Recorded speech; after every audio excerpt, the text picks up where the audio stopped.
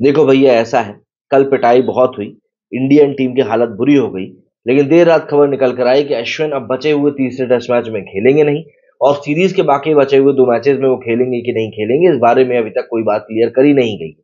हुआ कुछ यूं है कि कुछ फैमिली इमरजेंसी के कारण अश्विन को तीसरा टेस्ट मैच दूसरे दिन अपने 500 विकेट पूरे करने के बाद एकदम छोड़ना पड़ गया।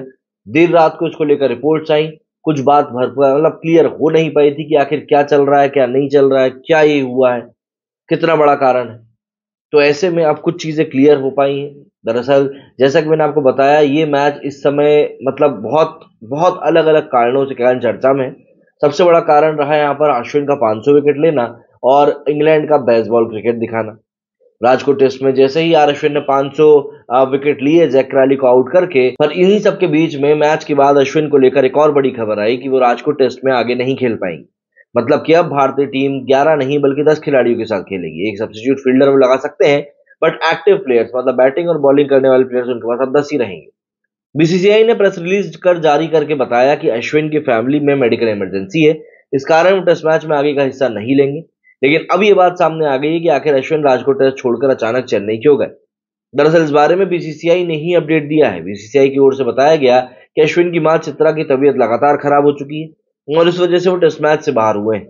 बात की पुष्टि बीसीसीआई के वाइस प्रेसिडेंट राजीव शुक्ला ने करी। राजीव शुक्ला ने कहा कि स्टार स्पिनर की मां की सेहत का मतलब उनको उसको लेकर जो पोस्ट किया उसमें उन्होंने लिखा कि अश्विन की माताजी के शीघ्र स्वस्थ होने की हम कामना करते हैं। उनको मां के पास रहने के लिए राजकोट टेस्ट छोड़कर चेन्नई जाना पड़ा।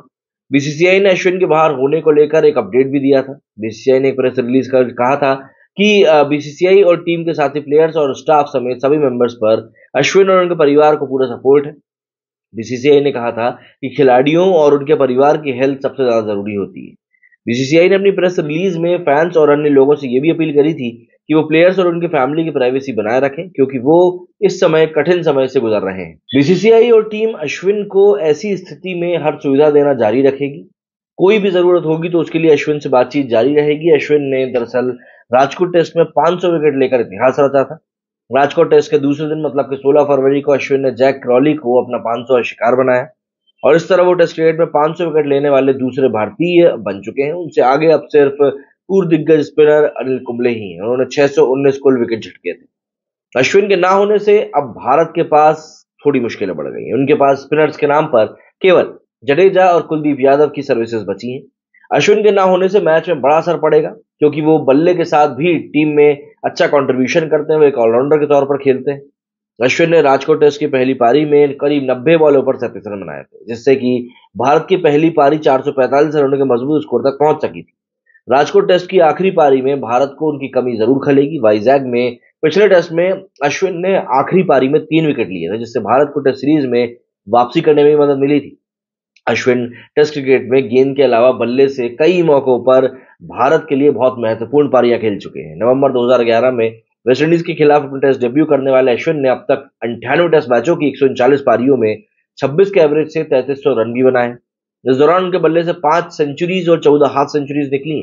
अश्विन ने 4 शतक तो अकेले वेस्टइंडीज और 1 शतक इंग्लैंड टीम के खिलाफ ही बनाया है। तो उनकी इंपॉर्टेंस आप समझ ही सकते हैं कि वो टीम के लिए कितने इंपॉर्टेंट खिलाड़ी हैं। लेकिन फिर फैमिली सबसे ज्यादा प्रायोरिटी में आती है, तो हम उम्मीद करेंगे कि भैया उनके घर में सब कुछ ठीक ठाक रहे। मेरे स्टूडियो फिलहाल उतना ही। जय हिंद, जय भारत।